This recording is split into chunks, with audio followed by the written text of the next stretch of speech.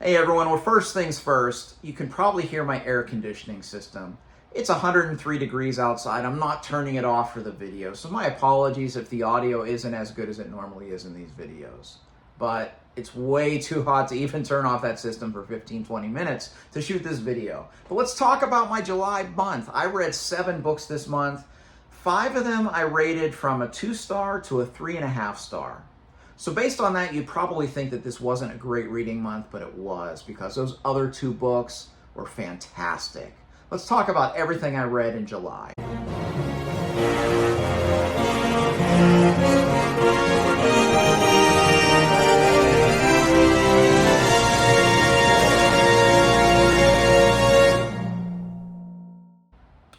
If you're new to my monthly wrap-ups, I like to group these by genre. So if you want to skip a certain genre or skip to a certain genre, there are chapters below. Feel free to do that. But definitely check out those last 2 books that I review this month because they are both really, really fantastic 5-star reads that I can give my highest recommendation to both of them.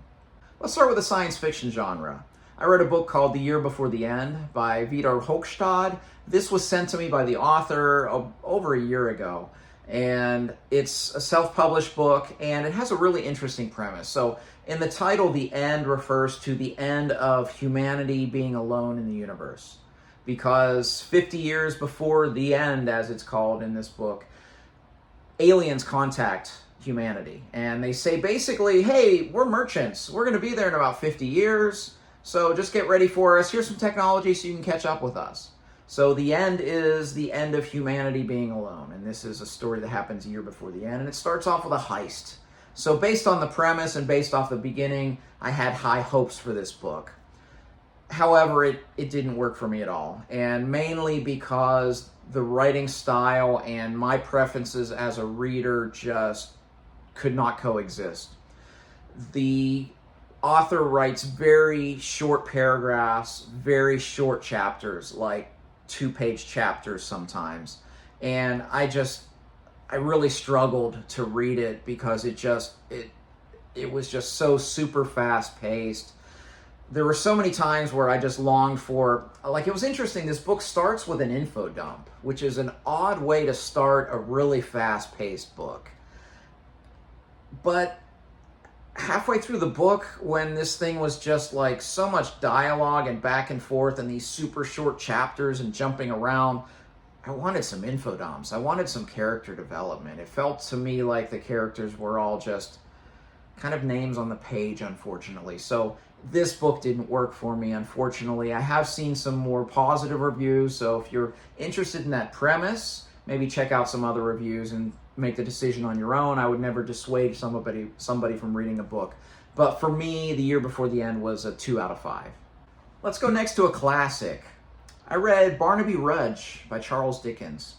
I read a work of Dickens every summer. This is the 7th work of Dickens that I've read, not including A Christmas Carol, which I read when I was young. So this is the 7th novel that I've read by Dickens, and I plan on reading all of them. This is my Dickens collection up here. So another one of those what if I told you moments, kind of like at the opening here. What if I told you 5 of the books I read were not high rated, but it was still a great month? What if I told you that Barnaby Rudge by Charles Dickens, based on the 7 works I've read so far, has hands down some of Dickens' best writing, but I only gave it a 2.5 out of 5. If you'll indulge me, I want to read for you, it's only a paragraph, my review that I wrote for Goodreads, because I kind of like it. Get the Red Fury reading glasses. It was the best of Dickens. It was the worst of Dickens. It was the age of good endings. It was the age of interminably slow beginnings. It was the epic of great action sequences. It was the epic of overly elaborate character work. It was a 5-star conclusion. It was a 1-star beginning. It was a book with some of Dickens' finest writing. It was a book with some of Dickens' slowest narrative. In short, it was one of those vastly uneven books, very hard to characterize. And that's what I categorize, not characterize. And that's what I feel about this book. The first half is some of the most dull Dickens I've read, and the last half is amazing. It's one of those books, that's why I gave it 2.5 right in the middle of that 5-star rating because the ending was fantastic, but man, the first 300 pages. If this weren't a thing where I was reading a work of Dickens every year, I would have DNF'd this so many different times. I hate to give this recommendation, but if you want to read Barnaby Rudge, get a synopsis or cliff notes for the first half and then read the last half. The last half has some of his best work, but as a whole, Barnaby Rudge, unfortunately, is not one of Dickens' best works, in my opinion. I give it a 2.5 out of 5. All right, my next 3 are in the fantasy genre, and these are 3 heavyweights in the fantasy genre, starting with Forest Mage by Robin Hobb, my favorite fantasy author, the author of The Realm of the Elderlings, one of my favorite authors, period, not just in the fantasy genre. Forest Mage is the second book in the Soldier's Son trilogy, which I read Shaman's Crossing in June, and it was not my favorite. I think I gave it 3 stars. This is a step up from that. The writing is just sublime. Hobb, even if you're not a huge Robin Hobb fan, you can recognize that she just has a way with words. She is just skilled as a writer. Her prose is some of the best you will see. Her characterization is some of the best you will see. And I would say that that's true in this story. And I would also say that it's not as slow-paced as some of her other works. I wouldn't say that it's fast-paced. There are 2 points of the story where the narrative just does slow down and is a lot of slice of life as our main character is in one place. But beyond that, it moves along pretty well. I feel it was very well plotted. But I feel the same criticism with this book as I felt with the first book. This is a first-person narrative, and I just don't like the main character. He is a protagonist that struggles to make decisions. And I just find that so uncompelling. We like to read about heroes. We do like to read about three-dimensional characters, which we have here, but this is a character that just doesn't do anything. And in fact, he almost doubles down at many points in this book where he says, I'm going to do this. And then 2 pages later, he does the exact opposite of it. Now, there are aspects of it that Hobb explains away, which has to do with the magic that's going on. But even so, it really makes it frustrating for me because I don't like this character. It took until it was page 700 or 702, I forget, in this book where I finally felt something for this character. And that's a problem if it takes 1,300 pages of a book series for me to really care about a character. But I will say, at that point, the character makes a decision. It's a big decision. It's a bold decision, and it's awesome, and it actually has me really excited for the 3rd book. So I guess it did its job, but it's not been my favorite Hobb series. It's still firmly at my 6th favorite of her 6 book series, but I am excited to read Renegade's Magic next month. As for Forest Mage, I give it a 3.5 out of 5. Up next, the father of fantasy, J.R.R. Tolkien. I read the 2nd of the History of Middle-earth. This is the Book of Lost Tales, Part 2.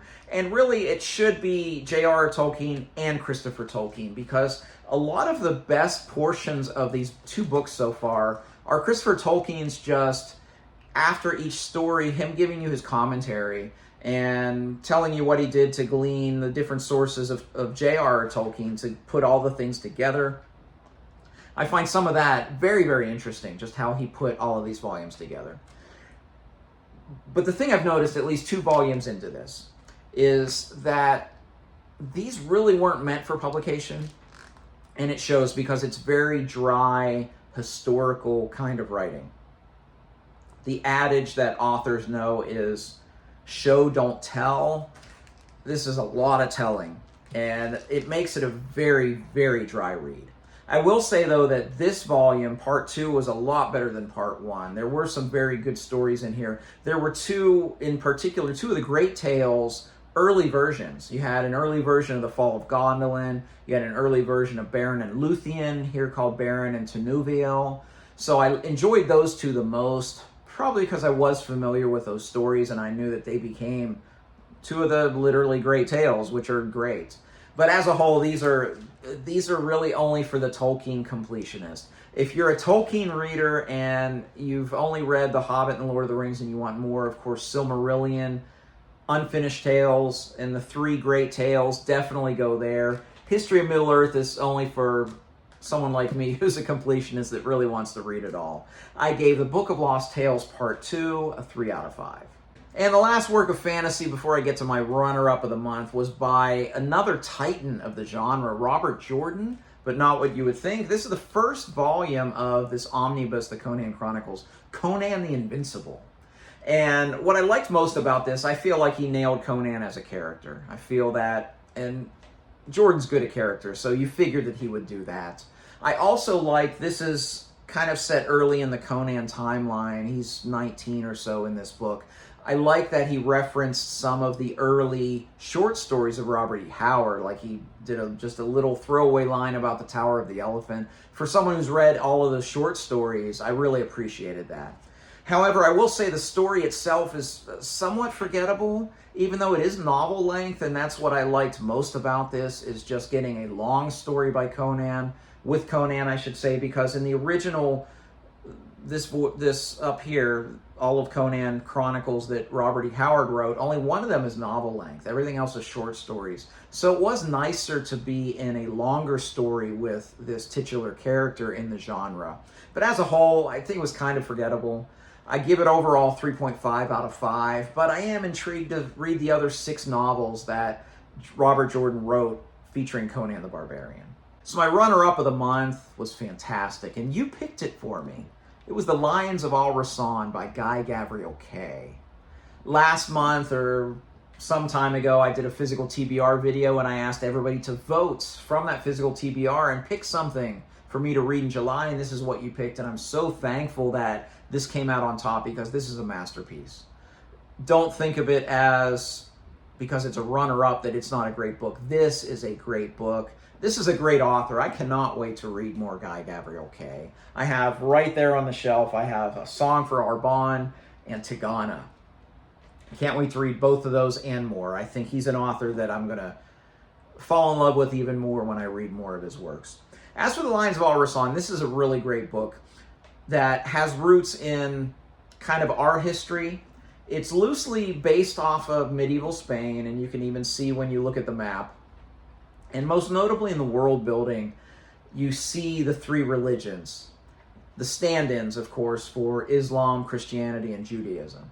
Although the religions themselves are portrayed much differently, the belief systems are much different, but you see some parallels. For instance, the Kindath religion in this book, which is the stand-in for Judaism, a lot of the cities, they have their own quarters. They're the most oppressed of all of the people, and it gives you just lends a bit of familiarity to what you're reading. I really loved how Kay just very subtly portrayed these religions and its people. He didn't beat you over the head with it, but you know that there's that tension in there. And this is most notable when he throws together many of these characters in a fellowship, a little found family, and you have people from all 3 different religions in this companionship. And it's so subtly done, and that's what I enjoyed so much about this. It's not that you forget that they come from different places, but you see them more as people, and you see these characters as very realistic people, and then just occasionally you remember, like, oh, those 2 religions don't like each other. There's about to be a holy war and all of this, and you wonder how this is going to affect these companions. It's a multi-POV story. There are 4 kind of main characters that get POVs that I loved all 4 of them in very different ways. They were so compelling, so realistic, so vividly portrayed. In fact, I love those 4 main characters so much that when Kay would go to a more secondary character for a POV, I'd initially kind of get mad, like, no, I want to be with these 4. And then I'd get to the end of the POV and realize, oh yeah, we needed to see what was going on over here with those people. Another thing I loved about this is the denouement is so different than 98% of fantasy books out there.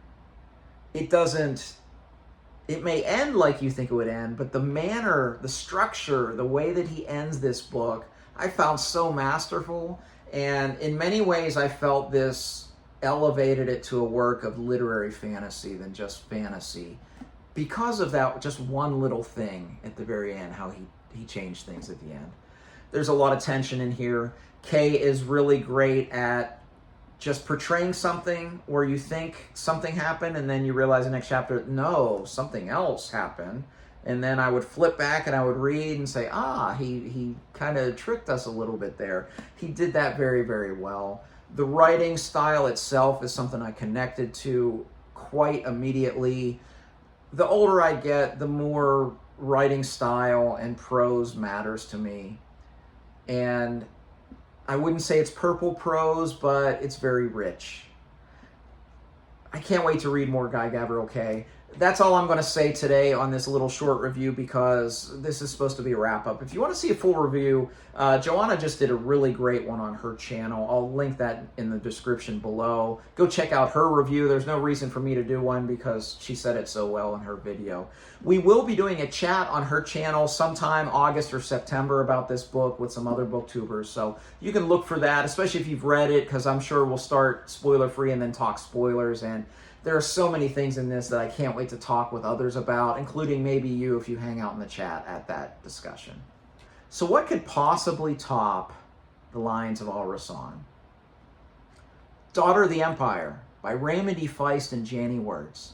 And this is one of those like photo finish, just a little bit better at this time. I like this one a little bit better. When I wrote my Goodreads review, the first thing I said is I'm kicking myself right now because I read a lot of 80s fantasy. In the 80s, I read a lot of the people you know, Eddings, Terry Brooks, Dragonlance, Forgotten Realms. I read Feist, Rift War. I read Thieves' World. I read a lot of things that I've probably forgotten at this point.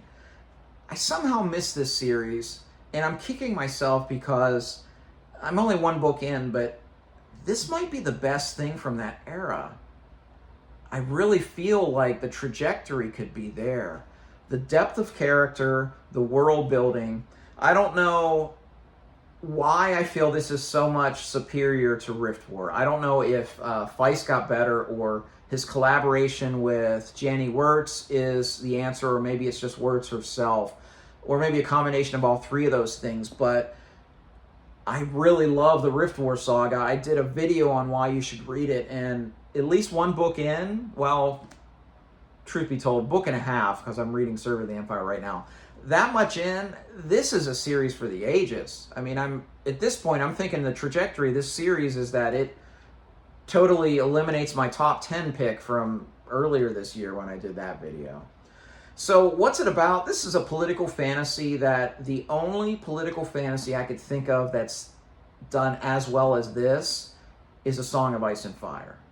So if it sounds like high praise, that's because it is. This was so well done. But wrapped up into that is a character named Mara, and it's kind of a coming-of-age tale. She is part of her house, and because of events that happen in the first chapter, she ends up being the leader of her house. And these are noble houses in a world that's based off of kind of feudal Japan. So you can kind of understand, at least culturally, what's going on here. And her house is kind of on the decline, and she has to survive, and she has to play the game of the council. And oh my, does she play the game. But what I love about this, she's not a Mary Sue, she's not a Gary Sue. She's a character who makes mistakes, and oftentimes her mistakes, other people have to help her get through the mistakes. So I felt that she was a very, very three-dimensional character, very human character.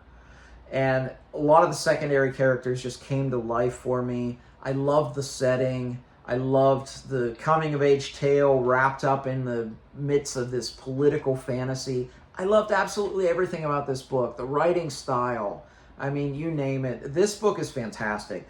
If you're not a big classic fantasy fan, try this one out, because this doesn't have the tropes. It may be written in a more classic style, and I might even refute that a little bit, but it doesn't have all the tropes. It won't feel like another Tolkien rehash. This feels different, and it feels better. I love this book. This was my book of the month, July. 2023, Daughter of the Empire by Raymond E. Feist and Janie Wirtz. Well, that was my month. I'd love to talk with you about any of these 7 books that I finished. Let's chat in the comment section below. Label any spoilers, of course. And I'd also love to hear your best book in July. What did you read that was outstanding? Maybe I'll add it to my TBR. If you like this video, please like and subscribe. You can also find me on Twitter and Goodreads. I'd love to interact with you there. As always, thank you for watching. Until next time, goodbye.